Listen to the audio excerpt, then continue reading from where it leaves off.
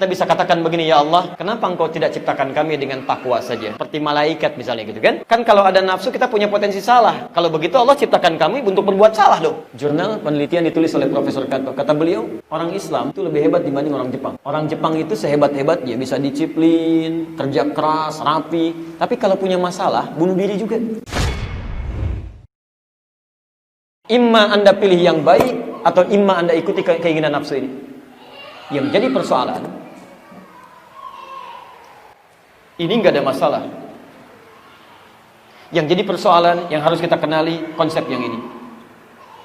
Sepanjang Anda kenali cara kerja nafsu dan cara untuk membahasnya, maka dengan itu akan lebih mudah kita mengendalikannya. Sekarang kita mulai kenali bagaimana cara kerja nafsu menurut Al-Quran dan kenapa dia diciptakan. Kita bisa katakan begini, ya Allah, kenapa engkau tidak ciptakan kami dengan takwa saja? Seperti malaikat misalnya gitu kan? Kan kalau ada nafsu kita punya potensi salah. Kalau begitu Allah ciptakan kami untuk berbuat salah dong. Bagaimana cara menjawabnya? Kita lihat uraian Al-Quran. Dulu gampang ya. Kalau diciptakan takwa saja, kenapa harus saya ciptakan kamu? Gitu kan? Cukup aja malaikat, kamu gak usah hidup ya. Tapi kita lihat nanti apa perbedaan manusia dengan malaikat. Saya hapus ini boleh? Pertama, teruskan ayatnya. Quran surah 91 masih di ayat 7 sampai 10. Sekarang lihat ayat 8 sampai dengan 10-nya. Ayat 9 ya, maaf ya. Ini sudah.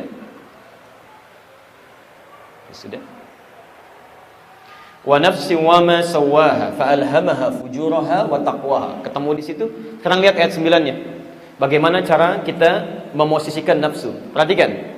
Fa alhamaha fujuraha wa taqwaha qad aflaha man zakkaha. Ini poinnya. Ini cara kita memosisikan nafsu. Qad aflaha. Jadi man zakkaha. Ini poinnya. Satu, kalimatnya menggunakan kata falah.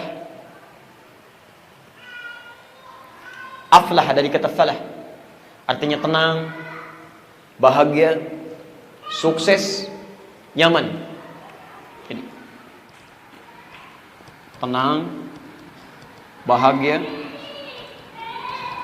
cenderung sukses dalam beraktivitas, dan nyaman. Fokus.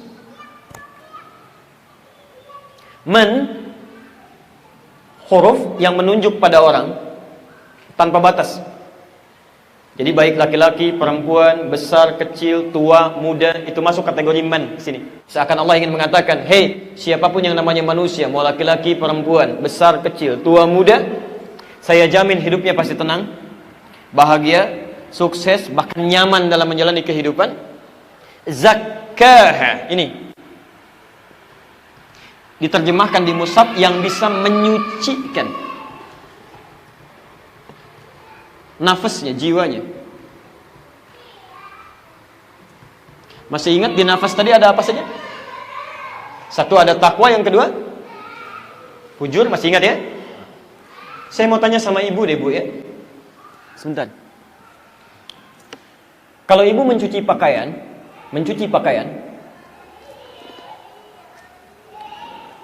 yang dihilangkan tuh kotorannya atau pakaiannya? Kotorannya kan ya? Bukan pakaiannya ya? Kalau pakaiannya dihilangkan, Masya Allah nggak akan selesai-selesai gitu kan? Ada kotoran buang gitu kan? Taib. Yang dihilangkan kotorannya, bukan pakaiannya. Perhatikan, Allah seakan ingin memberikan gambaran pada kita. Saat Allah menciptakan nafsu itu, bukan ingin menjadikan manusia menjadi kotor, bukan. Tapi ingin membuang sifat-sifat potensi yang tidak baik yang ada pada dirinya. Dengan cara menciptakan nafsu itu, mengangkat supaya takwanya itu muncul.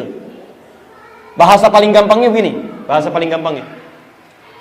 Saat Allah ciptakan takwa, ini ada sifat baik, saya turunkan, saya hapus sebentar.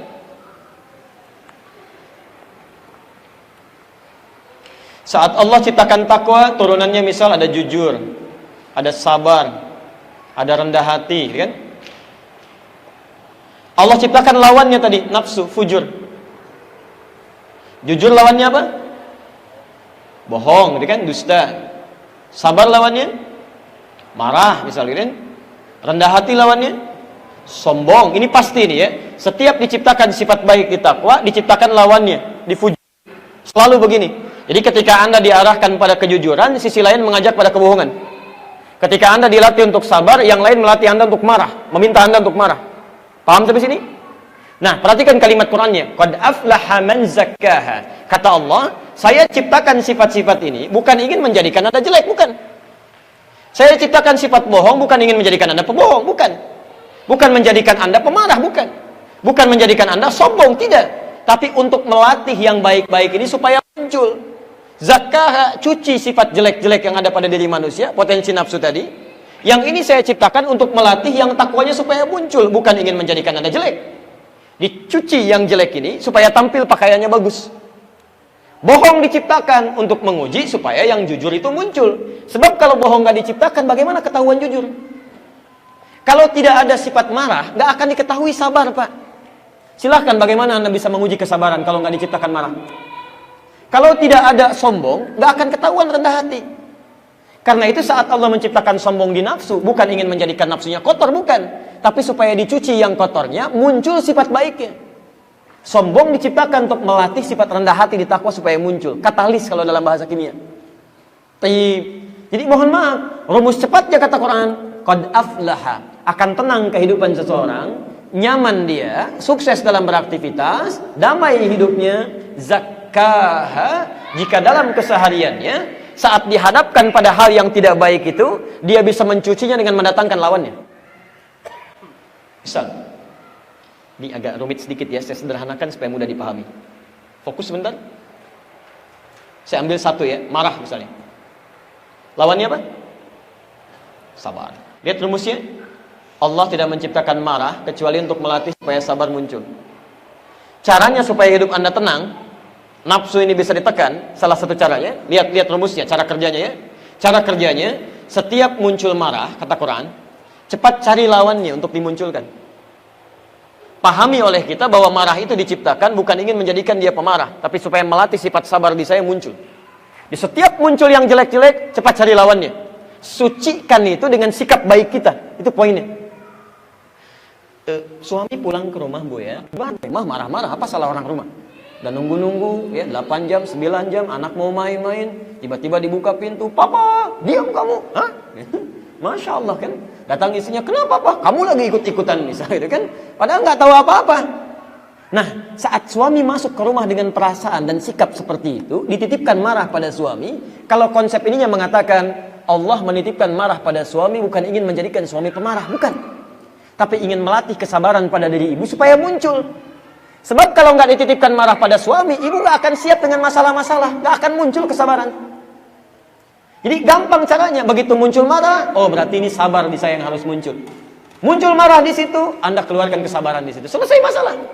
Dan lebih ringan biasanya, lebih ringan. Halo, jelas? Nah, makanya itu insya Allah Bu, lebih nyaman gitu ya, lebih nyaman. Begitu suami marah, alhamdulillah, berbahagialah ibu. Ya. Artinya ada sifat baik di sisi ibu yang ingin dimunculkan oleh Allah supaya muncul. Ya. Biasanya kalau belum lulus pada ujian yang ini, maaf, itu akan terus seperti itu tuh. Allah menguji Anda supaya muncul sifat baik yang disiapkan menghadapi tantangan selanjutnya. Ke depan akan lebih besar lagi. Kalau Anda nggak siap dengan sabar yang kecil-kecil, Anda akan kecewa dan bahkan menyesal dengan persoalan yang lebih besar di hadapan Anda. Nggak siap nanti. Ya. Bisa-bisa ada yang pesimis, bisa-bisa ada yang bunuh diri, bisa-bisa ada yang macam-macam. La haula wala quwwata illa billah. Dan ini yang kita punya, maaf, di kepercayaan lain tidak ada konsep ini. Profesor Kato saat kami ke Tokyo, itu ada jurnal penelitian ditulis oleh Profesor Kato. Kata beliau, orang Islam itu lebih hebat dibanding orang Jepang. Orang Jepang itu sehebat-hebat dia bisa disiplin, kerja keras, rapi. Tapi kalau punya masalah, bunuh diri juga. Nggak ada konsep ini. Orang Islam tidak, bukan orang Indonesia ya, orang Islam. Ya, sana kasih banjir sedikit stres. Ya. Orang kita kasih banjir berenang, Masya Allah gitu kan. Baik, jadi ada poin-poin tertentu yang memberikan ketenangan dalam jiwa gitu. Jadi kalau Anda bisa terapkan ini gampang. Menemukan yang jelek, cari lawannya yang baik. Antum pulang ke rumah Pak, lihat istri cemberut misalnya. Masya Allah, cemberut, fujur nih. Cari lawannya. Apa lawan cemberut? Senyum. Berarti Allah titipkan pada istri saya cemberut supaya saya senyum. Selesai. Assalamualaikum. Kayaknya kenal nih. Siapa ya? Selesai itu. Udah cair pelan-pelan kan. Tapi kalau antum lawan dengan sesuatu, dengan nafsu lagi, dengan fujur lagi, nggak akan selesai. Kenapa kamu begitu? Emang kenapa? Nggak akan beres tuh. Ini sudah sampai kiamat kurang 2 hari, jadi aja begitu tuh. Ini poinnya. Begitu menemukan sesuatu yang tidak baik, cari lawannya yang baik. Memang tidak mudah ya, tidak mudah, tapi butuh praktek. Ustadz juga sama, mudah menyampaikan, tapi prakteknya belum tentu seperti kemudahan menyampaikannya. Makanya jarang ada ustadz ceramah bawa istrinya. Ini live saya nonton ya, insya Allah. Baik.